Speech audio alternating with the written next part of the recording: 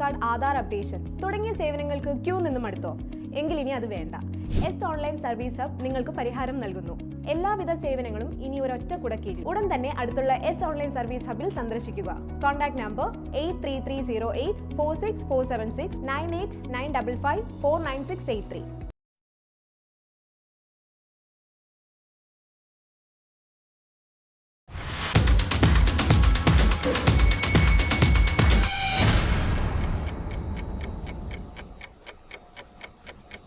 നമസ്കാരം. ഇന്ന് നമ്മോടൊപ്പം ഉള്ളത് കോൺഗ്രസ് കൊച്ചി നോർത്ത് ബ്ലോക്ക് കമ്മിറ്റിയുടെ വൈസ് പ്രസിഡന്റ് ഷമീർ വളവത്താണ്. സ്വാഗതം ഷമീർ വളവത്ത്. നമസ്കാരം. ഇപ്പോൾ പുനഃസംഘടനയെ കഴിഞ്ഞ് നേരത്തെ ബ്ലോക്ക് ജനറൽ സെക്രട്ടറി ആയിരുന്നു, ഇപ്പോൾ ബ്ലോക്ക് വൈസ് പ്രസിഡന്റായി. പക്ഷെ പ്രസിഡന്റായി വരുമെന്നാണ് ഞങ്ങളൊക്കെ പ്രതീക്ഷിച്ചത്. എന്താണ് അതിനകത്ത് സംഭവിച്ചത്? അതിൽ പ്രത്യേകിച്ച് സംഭവിക്കാന്നൊന്നുമില്ല. അറിയപ്പെട്ട ഒരാൾ പ്രസിഡന്റായിട്ട് വന്നു. പിന്നെയും സമയമുണ്ടല്ലോ. അപ്പോൾ ജനറൽ സെക്രട്ടറിന്ന് വൈസ് പ്രസിഡന്റായി അങ്ങനെ മുന്നോട്ട് പോകുന്നു. വേറെ പ്രശ്നങ്ങളൊന്നും ഇല്ല. ഇപ്പൊ പിന്നെ പാർട്ടി കൊച്ചി നോർത്ത് ബ്ലോക്കിൽ വലിയ സജീവതയിലേക്ക് പോകുന്നില്ല എന്നുള്ളത് പൊതുജനങ്ങളുടെ ഒരു വിലയിരുത്തലാണ്. നേരത്തെ നിരവധി പ്രക്ഷോഭങ്ങളും സമരപരിപാടികളൊക്കെ ആയിട്ട് പോയിരുന്ന പാർട്ടിയും വർഗ ബഹുജന സംഘടനകൾ, പാർട്ടിയുടെ പോഷക സംഘടനകൾ ഇപ്പോൾ എന്തോ ഒരു മന്ദീഭവിച്ചു കിടക്കുന്ന ഒരു സാഹചര്യം പോലെ തോന്നുന്നു പുറത്തുനിന്ന് നോക്കുന്നവർക്ക്. താങ്കൾക്ക് എന്ത് തോന്നുന്നു? ഇപ്പം നമ്മളെ പ്രസ്ഥാനത്തെ സംബന്ധിച്ചിടത്തോളം ഇന്ന് നിരവധി സമരങ്ങൾക്ക് ജില്ലാ നേതൃത്വത്തിൽ തന്നെ ഒരുപാട് സമര നേതൃത്വങ്ങൾ ചെയ്യാനായിട്ട് വരുന്നുണ്ട്. അതുകൊണ്ട് തന്നെ മണ്ഡലം തലങ്ങൾ ഉൾപ്പെടുന്ന സമരങ്ങൾ നിരവധി നടന്നുകൊണ്ട് ഇപ്പൊ നിലവിലുണ്ട്. ശരിക്കും പറഞ്ഞാൽ ഞാൻ ചോദിക്കുന്നത്, അത് പിന്നെ കോൺഗ്രസിന്റെ സംസ്ഥാന കമ്മിറ്റിയും ദേശീയ കമ്മിറ്റിയും ജില്ലാ കമ്മിറ്റിയും ഒക്കെ ഇടുന്ന പരിപാടികൾ അതാത് മണ്ഡലം തലത്തിൽ നടക്കുന്നുണ്ട്. പക്ഷെ ഇവിടെ ഏറ്റവും വലിയ പ്രശ്നം എന്താണ്? നമ്മുടെ പ്രാദേശിക വിഷയങ്ങൾ ഉന്നയിച്ചുകൊണ്ട് ഒരു മുഖ്യ പ്രതിപക്ഷ പാർട്ടിയായ കോൺഗ്രസ് രംഗത്ത് വരാത്തത് സ്വാഭാവികമായിട്ടും ഭരണകക്ഷിയായിട്ടുള്ള ഒരു പാർട്ടിയുടെ MLA ഉള്ള ഈ മണ്ഡലത്തിൽ അവർക്ക് ഗുണം ചെയ്യില്ലേ? ഇല്ല, ഞാൻ ഇപ്പൊ പറയുന്ന ഈ സമരങ്ങൾ എന്ന് വെച്ചിട്ടുണ്ടെങ്കിൽ സ്റ്റേറ്റ് പരമായിട്ടോ അല്ലെങ്കിൽ നാഷണൽ പരമായിട്ടോ ഒന്നല്ല ഇപ്പൊ നടന്നിരിക്കുന്നതല്ല. കൊച്ചിയിലെ പോരായ്മകൾ കോർപ്പറേഷനുമായി ബന്ധപ്പെട്ടുള്ള ഹാളുകളുടെ പ്രശ്നങ്ങൾ ഉണ്ടായിരുന്നു, ചവറെടുക്കുന്ന വിഷയങ്ങൾ ഉണ്ടായിരുന്നു, കുടിവെള്ളത്തിന്റെ വിഷയങ്ങൾ ഉണ്ടായിരുന്നു. ഇതെല്ലാം എല്ലാ മണ്ഡലങ്ങളിലും ആഹ്വാനം ചെയ്തുകൊണ്ട് പരിപാടികൾ എല്ലാ കോർപ്പറേഷൻ ഓഫീസിന്റെ മുമ്പിലും സമരം. തദ്ദേശ സ്വയംഭരണ തെരഞ്ഞെടുപ്പ് മുന്നോടിയായിട്ടാണ് അത്തരം സമരങ്ങളിലേക്ക് പോകുന്നത്. പക്ഷേ ഇതൊന്നും കണ്ടിട്ടില്ലല്ലോ. ഇപ്പൊ ഇവിടെ നമ്മള് ഇപ്പൊ അനുഭവിച്ചുകൊണ്ടിരിക്കുന്ന കാലഘട്ടത്തിന്റെ ബുദ്ധിമുട്ടുകളിൽ ഇപ്പൊ വെള്ളം കിട്ടാത്ത സാഹചര്യം, അവിടെ ഒരു തെരഞ്ഞെടുപ്പിന് വെള്ളം സുലഭമായി കിട്ടുന്നുണ്ടെന്നാണ് പറയുന്നത് അധികാരികൾ. അധികാരികൾക്ക് എന്തും കസേരയിൽ നിന്ന് പറയാൻ പറ്റും. പക്ഷെ ജനങ്ങൾ, താഴെ കിടക്കുന്ന ജനങ്ങൾക്ക് വെള്ളം കിട്ടുന്നുണ്ട്. പക്ഷെ കിട്ടുന്നുണ്ട്. പൈപ്പ് ലൈൻ്റെ ബില്ല് വരുന്നുണ്ട്. വെറുതെ പൈപ്പ് ലൈൻ മാത്രം വാട്ടർ ബില്ല് വരുന്നുണ്ട്. 1 രൂപ പോലും ഇല്ലാതെ നമുക്ക് കുടിക്കാൻ വെള്ളം അവകാശമാണ്. 1 ലിറ്റർ വെള്ളം പോലും തരാതെ പൈസ അവര് ഈടാക്കുന്നുണ്ട്. ബില്ലുകൾ എല്ലാ വീടുകളിലും വരുന്നുണ്ട്. ശരിക്കും താഴെക്കടയിൽ കിടക്കുന്ന ആളുകൾക്ക് വെള്ളത്തിന് അങ്ങനെ അതിലിപ്പോ സൗജന്യ പിന്നെ കണക്ഷൻ കൊടുത്ത്, ഇപ്പൊ അമൃത് പദ്ധതി പ്രകാരം സൗജന്യ കണക്ഷൻ കൊടുത്തത് ശരിക്കും ജനങ്ങൾക്ക് വിനയായി മാറിയിരിക്കുന്ന സാഹചര്യമാണോ? തീർച്ചയായിട്ടും ഞാൻ പറയുന്നത് ജനങ്ങളുടെ അവകാശമാണ് ഫ്രീ ആയിട്ട് വെള്ളം കിട്ടുന്നത്. പക്ഷെ ഇപ്പോൾ എല്ലാവരുടെയും ഒരു കണ്ണിപ്പൊടിയുടെ എല്ലാവരും വീട്ടിൽ ഫ്രീ ആയിട്ട് വെള്ളം കിട്ടുക എന്നുള്ളത് പ്രായോഗികമല്ല. ജനങ്ങളെ കുടിവെള്ളം കിട്ടുക എന്നുള്ളത് അവകാശമാണ്. അത് പബ്ലിക് ടാപ്പിലൂടെ ഫ്രീ ആയിട്ട് കിട്ടുക എന്നുള്ളതാണ്. പക്ഷെ കണക്ഷൻ കിട്ടിക്കഴിഞ്ഞാൽ പിന്നെ അത് ഫ്രീ ആയി എന്ന് നിലവില് ഈ പറയുന്ന ഇപ്പൊ BPL താഴെ വരുന്ന ആളുകൾക്കെല്ലാം അതൊക്കെ ചെയ്തു കൊടുക്കേണ്ട അത്യാവശ്യം. പക്ഷെ ഇവിടെ അങ്ങനത്തെ ഒരു പരിഗണന ഇല്ല. എല്ലാവർക്കും ഒരുപോലെ തന്നെയാണ് കണക്ഷൻ ഇക്കാര്യം ഉന്നയിച്ചിട്ട് പിന്നെ പ്രത്യക്ഷമായിട്ട് വാട്ടർ അതോറിറ്റിയുടെ മുമ്പിലുള്ള സമരമല്ലാതെ ഇത് ഉന്നയിക്കേണ്ട ആളുകൾ അല്ലെങ്കിൽ നമ്മുടെ ജനപ്രതിനിധികള് പിന്നെ അവരുടെ ശ്രദ്ധയിൽപ്പെടുത്താൻ കഴിഞ്ഞിട്ടുണ്ട് പാർട്ടി? ഇവരുടെ ശ്രദ്ധയിൽപ്പെടുത്താൻ കഴിഞ്ഞിട്ടുണ്ടെന്ന് വെച്ചിട്ടുണ്ടെങ്കിൽ ഇതുമായി ബന്ധപ്പെട്ട് ഇപ്പൊ കൊച്ചിൻ കോർപ്പറേഷന്റെ ഇതിലാണ് ഈ ഒരു സമരം വന്നിരിക്കുന്നത്. അത് കോർപ്പറേഷനാണ് ഇതിന്റെ കാരണക്കാരൻ. ലോക്കൽ തലത്തില് എല്ലാ ജനപ്രതിനിധികളും ഉണ്ട്. ഇപ്പം MLA ഉണ്ട്, കൗൺസിലർ ഉണ്ട്, MP ഉണ്ട്. അതിന് മേളിലേക്ക് ഇങ്ങനെ പോകും. പക്ഷെ ലോക്കലായിട്ട് വരുമ്പോ ഏറ്റവും താഴെ വരുന്ന ഒരു പ്രതിനിധി എന്ന് വെച്ചിട്ടുണ്ടെങ്കിൽ ജനപ്രതിനിധിയായിട്ട് കൗൺസിലറാണ്. അപ്പൊ അവിടെ നിന്നാണ് ഈ സാധനം തുടങ്ങുന്നത്. അപ്പൊ ആ ലെവലിൽ ഇതിനെ കുറിച്ച് നമ്മൾ പല സമയങ്ങളിലും ചർച്ച ചെയ്തിട്ടുണ്ട്. പാർട്ടിയുടെ രീതിയിൽ പല പരിപാടികൾ ഇതുവരെ നടന്നിട്ടുണ്ട്. പക്ഷെ തിരിച്ച് അതിനുള്ളൊരു റിപ്ലൈ ഇതുവരെയും കിട്ടിയിട്ടില്ല. അല്ല, അങ്ങനെ ഒരു റിപ്ലൈ കിട്ടാത്ത സാഹചര്യത്തില് ആ സമരം അവിടെ വെച്ച് അവസാനിപ്പിക്കുകയാണോ ചെയ്യേണ്ടത്? ഇല്ലില്ല, വീണ്ടും സമരം. ഇപ്പൊ എല്ലാ ദിവസവും സമരം ഒന്നും പറഞ്ഞ് ഇറങ്ങുന്ന ഒരു അവസ്ഥയിൽ പല പല വിഷയങ്ങൾ, ഒരു മനുഷ്യന് ആവശ്യമായ എല്ലാ ഭാഗത്തും ഇപ്പം കിട്ടാത്ത ഈ ഒരു അവകാശപ്പെട്ട സാധനങ്ങൾ, ഇപ്പൊ വെള്ളം മാത്രമല്ല പല ഭാഗത്തും പലതും നഷ്ടപ്പെട്ടുകൊണ്ടിരിക്കുന്നു. ഒരേ ആളുകൾക്ക് ഇന്ന് ജീവിച്ചു പോകാൻ, ഒരു കുടുംബം ജീവിച്ചു പോകാൻ വളരെയേറെ ബുദ്ധിമുട്ടുന്ന ഒരു സാഹചര്യമാണ് ഇപ്പൊ കൊച്ചിയിലുള്ളത്. ഈ നിലവില് കൊച്ചി മണ്ഡലം എന്ന് പറയുന്നത്, കൊച്ചി മണ്ഡലത്തിലേക്ക് പോകുന്നതിനേക്കാൾ മുമ്പ് നമ്മളെ തദ്ദേശ സ്വയംഭരണ തെരഞ്ഞെടുപ്പ് ആഗതമായിരിക്കുകയല്ലോ. ഏകദേശം ഒരു മാസങ്ങൾക്കുള്ളിൽ നമ്മൾ ആ രംഗത്തേക്ക് വരും, തെരഞ്ഞെടുപ്പ് ഗോതയിലേക്ക് വരും. കഴിഞ്ഞ തവണ കോൺഗ്രസിന്റെ സ്ഥാനാർത്ഥിയായി 6-ാം ഡിവിഷനിൽ മത്സരിച്ചാണ് താങ്കൾ. നിർഭാഗ്യവശാൽ വിജയിക്കാൻ കഴിഞ്ഞില്ല, പല കാരണങ്ങളും ഉണ്ടാവും. ഇത്തവണ മത്സരിക്കാൻ വല്ല സാധ്യതയുണ്ടോ? ഇത്തവണ എന്ന് വെച്ചിട്ടുണ്ടെങ്കിൽ ഇപ്പം ഭരിക്കുന്ന പാർട്ടികൾ അവര് കൊച്ചി എന്ന മണ്ഡലത്തില്, അതായത് മട്ടാഞ്ചേരി ഭാഗമായിട്ട് അവിടെയുള്ള വാർഡുകളെല്ലാം വെട്ടിമാറ്റിക്കൊണ്ടിരിക്കുന്ന ഒരു സാഹചര്യം ഇന്ന് ഉണ്ട്. കഴിഞ്ഞ പ്രാവശ്യം 9, 5, 6 എന്നുള്ള ഡിവിഷനുകൾ ഇപ്പം ഒറ്റ ഡിവിഷനാക്കി മാറ്റുകയും ചെയ്തിട്ടുണ്ട്. ഇപ്പൊ കഴിഞ്ഞ പ്രാവശ്യം 4000 വോട്ടാണെങ്കിൽ ഈ പ്രാവശ്യം 9000 വോട്ട്.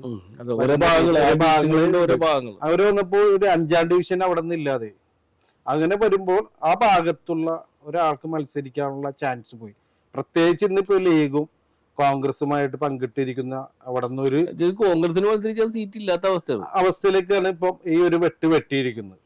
പക്ഷെ അതെല്ലാം ചോദ്യം ചെയ്യപ്പെടേണ്ടതാണ്. പക്ഷെ ഭൂരിപക്ഷം ഇപ്പൊ നമുക്കറിയാം ഇന്ന് സാഹചര്യം, ഇപ്പം വഖഫ് ബില്ല് വരെ പാസ്സാക്കിയേക്കണ ഭൂരിപക്ഷത്തിന് മാനിച്ചുകൊണ്ട് പാസ്സാകാനാണ്. പക്ഷെ ഭൂരിപക്ഷത്തിൽ ഇരിക്കുന്നവരാണല്ലോ ജനങ്ങൾക്ക് ഏറ്റവും ബുദ്ധിമുട്ടായിട്ടുള്ള കാര്യങ്ങൾ തീരുമാനിക്കുന്നത്. അവരാണ് ജനങ്ങളെ സഹായിക്കേണ്ടത്. പക്ഷെ അവരാണ് ഇപ്പോൾ ഏറ്റവും കൂടുതൽ ബുദ്ധിമുട്ടുന്ന സാഹചര്യങ്ങളിലേക്ക് ജനങ്ങളെ കൊണ്ടുപോകുന്നത് ആ ഭരണപക്ഷവും.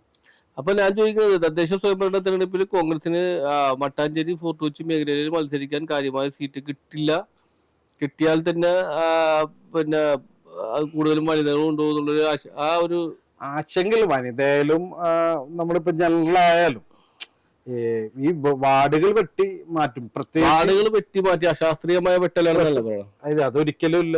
അത് ശരിക്കും അതിനെക്കുറിച്ച് പഠിക്കാൻ താഴേക്കിടയിൽ വന്നാലല്ലേ മനസ്സിലാവും. ഇത് മുകളിൽ ഇരുന്നിട്ട് അതുമായി ബന്ധപ്പെട്ട് നിയമ നടപടികളിലേക്ക് പോയിട്ടുണ്ടോ പാർട്ടി? നിയമ നടപടികളിലേക്ക് സ്വീകരിക്കാനുള്ള കാര്യങ്ങളൊക്കെ ഇവിടുന്ന് കൊച്ചിയിൽ നിന്നുള്ള റിപ്പോർട്ട് നമ്മൾ കൊടുത്തിട്ടുണ്ട്. ഇതിപ്പോ ഈ വാർഡ് ശരിയായിട്ട് എല്ലാവരും കറക്റ്റ് ചെയ്തേക്കണം, അത് പുനഃപരിശോധിക്കണം എന്നും പറഞ്ഞിട്ട്. അപ്പൊ അതിന്റെ മാർഗങ്ങൾ സ്വീകരിച്ചിട്ടുണ്ട്. അതിന്റെ ആ രീതിയിലേക്ക് തന്നെ വരുമെന്ന് പ്രതീക്ഷിക്കുന്നുണ്ട്. പ്രതീക്ഷ എന്ന് വെച്ചിട്ട് ഇപ്പൊ ഞാൻ പറഞ്ഞില്ല, ഒരു ഭൂരിപക്ഷത്തെ മാനിക്കുക എന്നുള്ളത്. ഇപ്പൊ നിയമമാണെങ്കിലും അതിൽ ഈ പറയുന്ന ഈ ജനപ്രതിനിധികളെ വെച്ച് നോക്കുമ്പോൾ അതിന്റെ ഭൂരിപക്ഷത്തെ മാനിച്ചുകൊണ്ടാണ് പല കാര്യങ്ങളും നടത്തി പോകുന്നത്. അങ്ങനെ വരുമ്പോ ഇപ്പോൾ ഭൂരിപക്ഷം അവരാ. അപ്പോ അവര് പറയുന്നതിൽ കുറെ ശരിയാകാൻ ചാൻസ് ഉണ്ട്, ചിലപ്പോൾ അത് മാറാനും ചാൻസ് ഉണ്ട്. പിന്നെ ഇവിടെ ജനറലാണോ അല്ലെങ്കിൽ സംഭരണമാണോ എന്നുള്ളതും തീരുമാനങ്ങളൊന്നും ഇതുവരെ വന്നിട്ടില്ല. പാർട്ടിയെക്കാളുപരി താങ്കള് ഈ മഹാത്മാ എന്നുള്ള ഒരു ചാരിറ്റി സംഘടനയുടെ വക്താവായി അല്ലെങ്കിൽ അതിന്റെ പ്രവർത്തകനായിക്കൊണ്ട് മുന്നോട്ട് പോകുന്ന ഒരു സാഹചര്യമാണ് ഉള്ളത്. ഒത്തിരി കാര്യങ്ങൾ അതുമായി ബന്ധപ്പെട്ട് സാധാരണക്കാർക്ക് ലഭിക്കുന്ന ഒരു സാഹചര്യമുണ്ട്. സഹായങ്ങൾ ലഭിക്കുന്ന, കല്യാണമായാലും വിവിധ ആഘോഷങ്ങൾ വരുമ്പോഴുള്ള പ്രവർത്തനങ്ങളായാലും ഇത്തരം കാര്യങ്ങളിൽ ഞാൻ അറിഞ്ഞ ഒരു കാലത്ത് ഒരിടക്ക് പാർട്ടി താങ്കളെ അതിൽ നിന്ന് വിലക്കാനുള്ള ശ്രമം നടത്തിയായിട്ടൊരു സൂചന ഉണ്ടായിരുന്നു. ഇത് ഈ പാർട്ടി വിലക്കല്ല വന്നിരിക്കുന്ന, നമ്മളിപ്പോ സ്വാഭാവികമായിട്ട് പാർട്ടിയുമായി ബന്ധപ്പെട്ട് നടക്കുന്നവർക്ക് നന്മയുടെ, ഇപ്പൊ ഏത് പാർട്ടി എടുത്താലും ഏത് സംഘടന എടുത്താലും കുറെ ആളുകൾ എല്ലാത്തിലും ഉണ്ടാവും. മറ്റുള്ളവന്റെ വളർച്ചയിൽ ഗതിക്കുന്നവര്, അവരപ്പോ അതിന്റെ പ്രശ്നങ്ങളും ഉണ്ടാക്കാൻ വേണ്ടിയുള്ള കാര്യങ്ങൾ അങ്ങനെ കുറച്ച് ആളുകൾ ഉണ്ടായിരുന്നു. അത് തീർച്ചയായിട്ടും അത് സ്വാഭാവികമാണിത്, ഒരാളുടെ വളർച്ച. പക്ഷെ ഇതിന്റെ അകത്ത് ഞങ്ങള് അതിന്റെ ഒന്നും നോക്കാറില്ല. ഈ മഹാത്മാ കൊണ്ട് നമ്മൾ ചെയ്തിരിക്കണം എന്ന് വെച്ചാൽ നമ്മളുടെ സമൂഹത്തിൽ പ്രത്യേകിച്ച് കൊച്ചി ഏരിയകളിൽ തിങ്ങി താമസിക്കുന്ന ഒരുപാട് ജനങ്ങളുണ്ട്. അവരൊക്കെ എന്ന് വെച്ചാൽ ഇന്നത്തെ കാലഘട്ടത്തിൽ ഐലൻഡ് ആണെങ്കിലും ഹാർബർ ആണെങ്കിലും ഏറ്റവും കൂടുതൽ വർക്ക് ഉണ്ടായിരുന്ന സ്ഥലങ്ങൾ. പക്ഷെ അതെല്ലാം ഇന്ന് വളരെ ശോചനീയാവസ്ഥയിൽ മാറിക്കിടക്കുകയാണ്. ആരും ഒരു വർക്കുണ്ട്, ഒരു ഭരണകൂടവും ഈ ഇവരെ സംരക്ഷിക്കാനുള്ള ഒരു രീതിയിലേക്ക് ഈ ഹാർബർ നിലനിർത്താനോ ഐലൻഡ് നിലനിർത്താനോ ശ്രമിച്ചിട്ടില്ല. അതുകൊണ്ട് വളരെയേറെ ബുദ്ധിമുട്ടിയാണ് കൊച്ചിയുടെ ജീവിതം.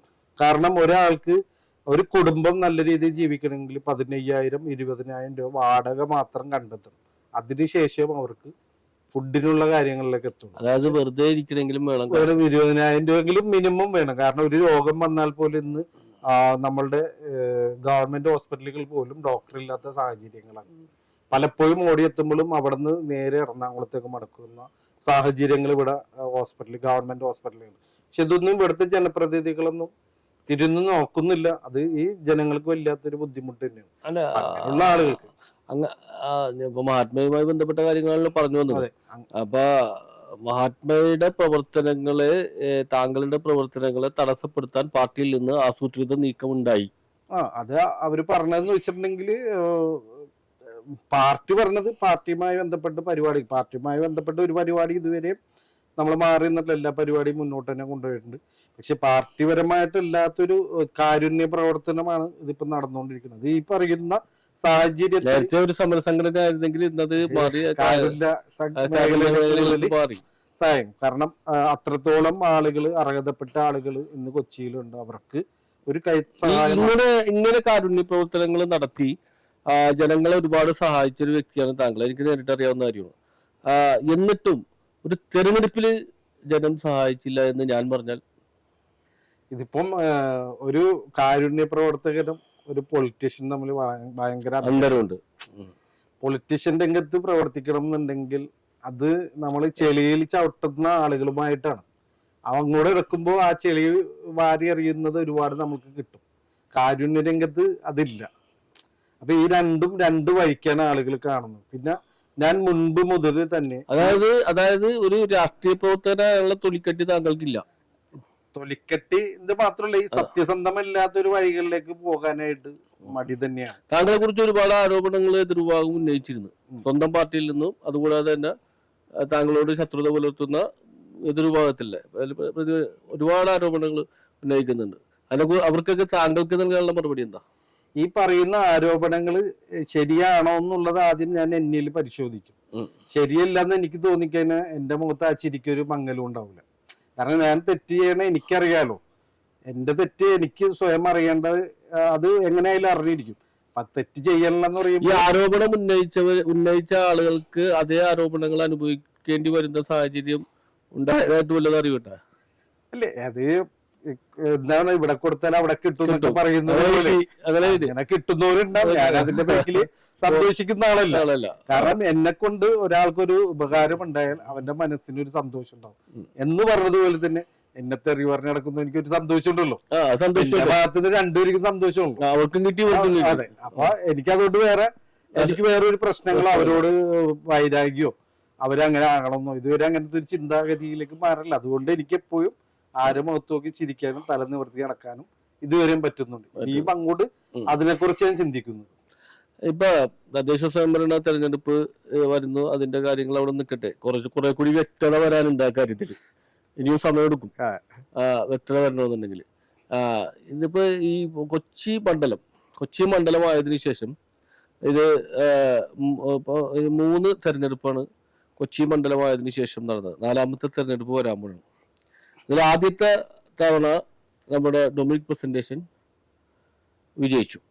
2ാമത്തെ തവണ ഡൊമിനിക് പ്രസന്റേഷൻ പരാജയപ്പെട്ടു, KJ മാക്സി MLA. 3ാമത്തെ തവണയും KJ മാക്സി MLA. 4ാമത്തെ തവണയും KJ മാക്സി MLA ആവുന്നു തോന്നുന്നുണ്ടോ?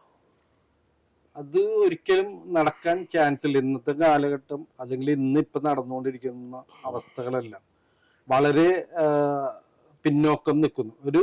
ഈ ഒരു കൊച്ചി മണ്ഡലം എന്ന് പറയുമ്പോൾ ഒരു ചെറിയ ഡിവിഷനോ അല്ലെങ്കിൽ ഒരു മണ്ഡലം മാത്രമല്ല, വ്യാപിച്ചു കിടക്കുന്ന 2 പഞ്ചായത്തും 2 പഞ്ചായത്ത് കോർപ്പറേഷനും പഞ്ചായത്തും എല്ലാം ഉൾപ്പെടുന്ന നമ്മളുടെ രീതിയിൽ 2 ബ്ലോക്കുകൾ കോൺഗ്രസിന്റെ ഇതിൽ പറയുമ്പോൾ അങ്ങനെ കിടക്കുന്നു.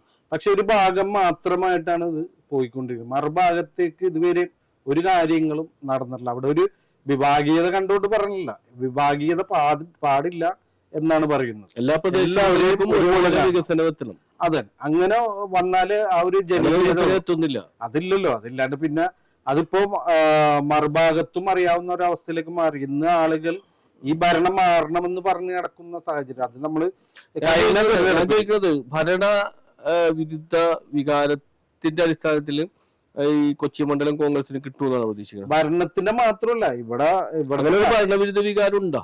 തീർച്ചയായിട്ടും ഇപ്പം എല്ലാവരുടെയും ഉള്ളിലുള്ള ഭരണവിരുദ്ധ വികാരം അങ്ങനെ ഭരണവിരുദ്ധ വികാരം ഈ തദ്ദേശ സ്വയംഭരണ തെരഞ്ഞെടുപ്പിൽ കാണാൻ പറ്റുമോ?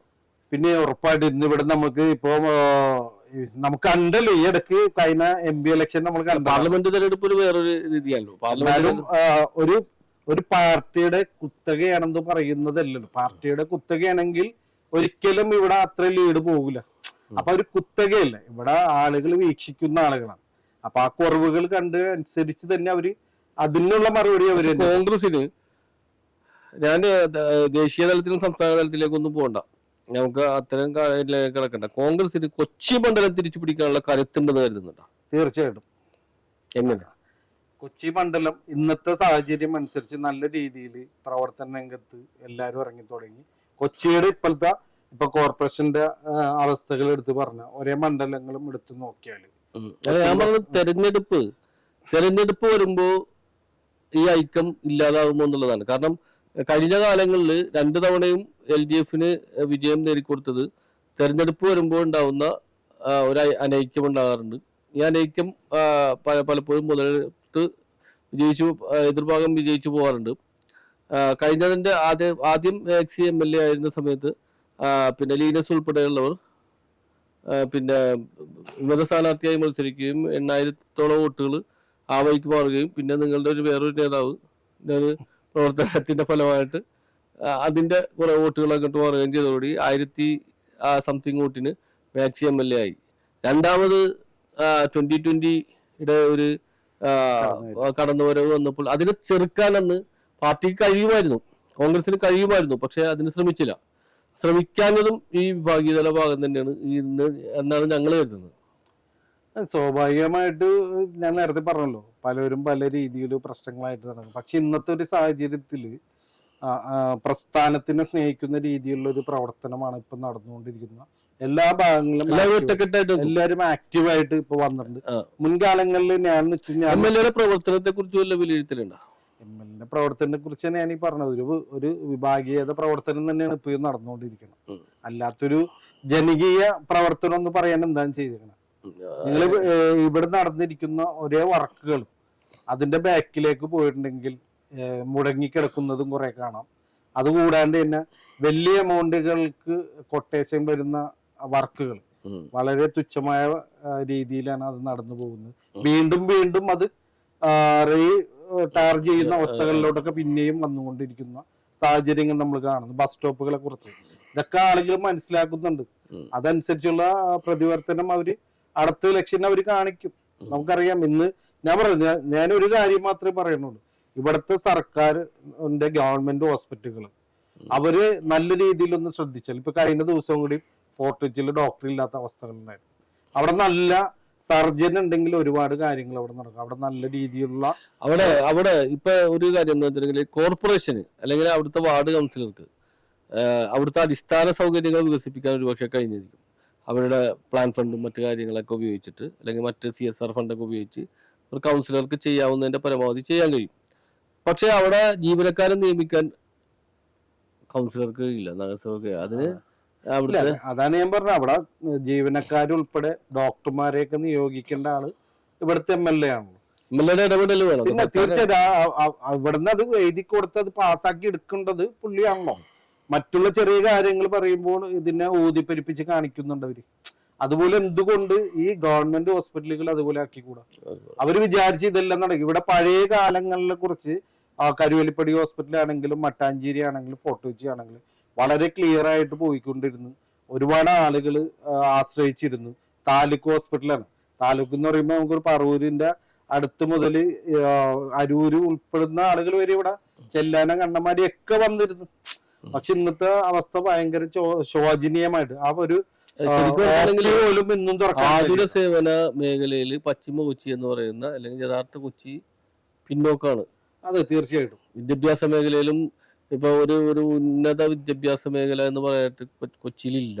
അതിനുള്ളൊരു മാർഗം കാണിച്ചു കൊടുക്കുക, അതിന്റെ ഒരു വഴികാട്ടിയാകുക, അതിന് പറ്റുന്ന ആളാണല്ലോ. ഗവൺമെന്റ് തലത്തില് ഒരു ഉന്നത വിദ്യാഭ്യാസ കേന്ദ്രം വേണമെന്ന് ആഗ്രഹമുണ്ട്. തീർച്ചയായിട്ടും. എന്നാലേ ഈ പറയുന്ന എല്ലാവർക്കും വലിയ ലെവലിൽ പഠിപ്പിക്കാൻ സാഹചര്യമുള്ള ആളുകളല്ല.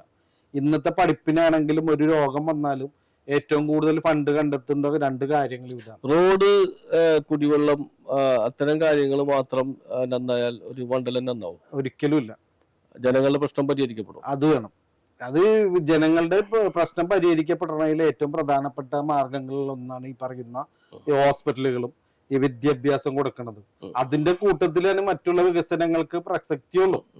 ഇത് മരിക്കാൻ കിടക്കുന്ന നിർമ്മാണ പ്രവർത്തനങ്ങളല്ല വേണ്ടത്. നിർമ്മാണ പ്രവർത്തനങ്ങളൊപ്പം തന്നെ അതിന് ഞാൻ ഒരു ഹോസ്പിറ്റല് ഭയങ്കര ഹൈടെക് ആയിട്ട് നിർമ്മിച്ചിട്ട് അതിന്റെ അകത്ത് ഡോക്ടർമാരില്ലെങ്കിൽ ആ ഹോസ്പിറ്റലിന്റെ അവസ്ഥ എന്താണ്? ശ്മശാനമായിട്ടല്ലേ കിടക്കുള്ളൂ. ഈ കരുവേലിപ്പടി ആശുപത്രി എയിംസ് മോഡലാക്കാമെന്ന് പറഞ്ഞിട്ട് വർഷങ്ങളായി. പക്ഷെ ഇത് കുറെ ഫണ്ട് അതിനു വേണ്ടി പാസ്സാക്കിയിട്ട് ഒന്നും നടക്കുന്നില്ല. അതൊക്കെ ആരുടെ കുഴപ്പമാണ്? ഇതെല്ലാം ഈ ഗവൺമെന്റ്, കേരള ഗവൺമെന്റിന്റെ ഫണ്ട് ആകുമ്പോൾ അത് കൊണ്ടുവരേണ്ടതും അത് നടപ്പിലാക്കേണ്ടതും അതിന്റെ ഉത്തരവാദിത്വം ഇവിടുത്തെ MLA തന്നെയാണല്ലോ. പക്ഷെ അത് കോൺഗ്രസ് തിരിച്ചറിയുന്നില്ലല്ലോ. കോൺഗ്രസ് തിരിച്ചറിയാണ്ടെന്നല്ല, കോൺഗ്രസ് ഇതിനെക്കുറിച്ച് സംസാരിച്ചാലും ജനകീയമായിട്ട് തന്നെ ഒരുപാട് വിഷയങ്ങൾ ഇവിടെ ഈ ഹോസ്പിറ്റലുമായി ബന്ധപ്പെട്ട് പറയുന്നുണ്ട്.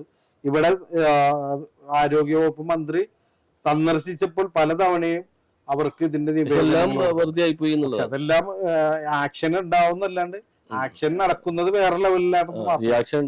അതെ, ഓക്കെ. ഇതിന്റെ ഇടയിൽ ഒരു തവണ കണ്ടും ഷമീർ വളവത്ത് കൊച്ചി നോർത്ത് ബ്ലോക്ക് കമ്മിറ്റിയുടെ പ്രസിഡന്റായി വരുമെന്നൊരു സംസാരം ഉണ്ടായിരുന്നു. അതിപ്പം സംസാരങ്ങൾ ഇപ്പൊ ഒരു ചർച്ചയിൽ വരുമ്പോ പലരും പേരുകളിട്ട് ചർച്ച ചെയ്യപ്പെടുമല്ലോ. പക്ഷെ ഞങ്ങള് പ്രസ്ഥാനത്തിനെ സ്നേഹിക്കുന്ന അത് കണ്ടുകൊണ്ടല്ല, പ്രസ്ഥാനത്തിന് നല്ല ക്വാളിറ്റിയുള്ള കുറെ കാര്യങ്ങൾ ചെയ്യാനും അതിന് മുന്നോട്ട് നയിക്കാനും പറ്റുന്ന ഒരു പ്രസ്ഥാനമാണെന്ന് കണ്ടുകൊണ്ട് ആ പ്രസ്ഥാനത്തിൽ ഉറച്ചിരിക്കുന്ന വ്യക്തിയാണ്. കോൺഗ്രസിന്റെ ഒരു സമരമുഖമായിരുന്നു ഷമീർ വളത്ത്. ഇപ്പൊ അത് ഇല്ല, എന്തോറ്റി?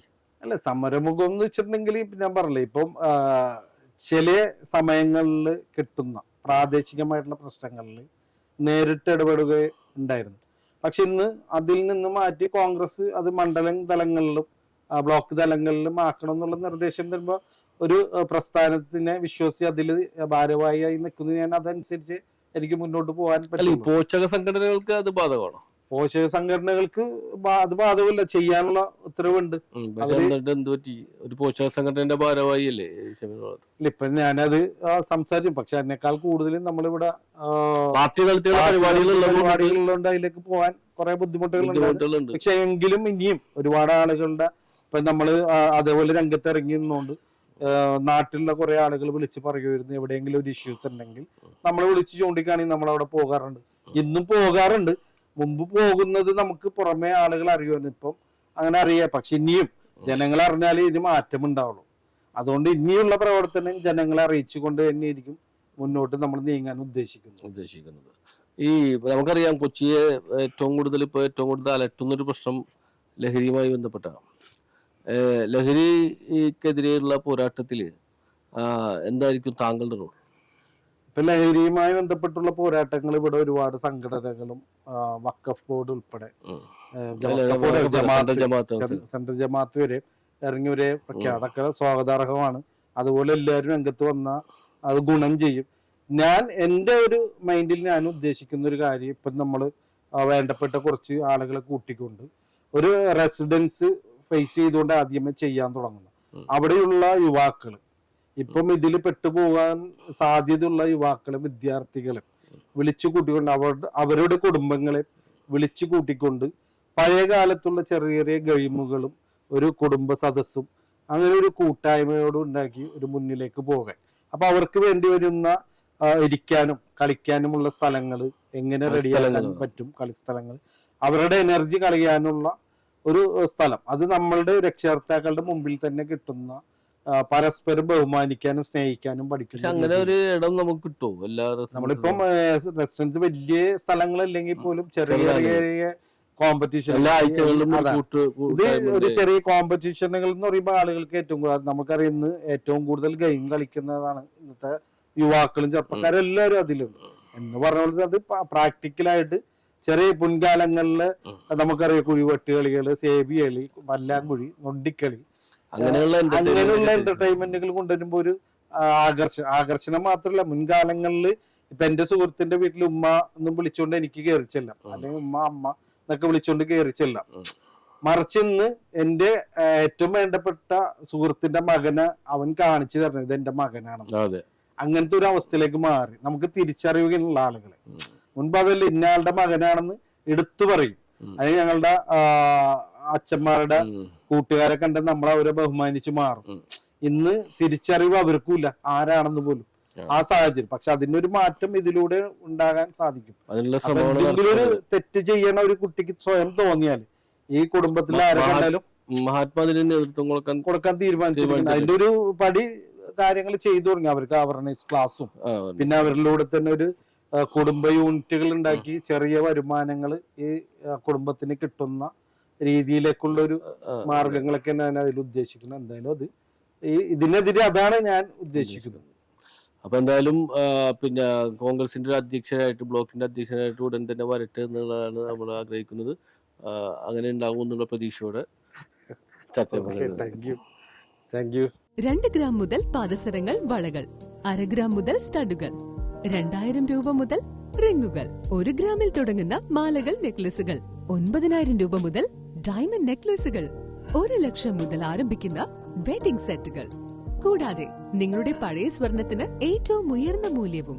Maharaja gold and diamonds, toll junction, Edappally, Palluruthy, Tripunithura, Kalady, Eramalloor, Aroor Palli, Thuravoor, Thrissur.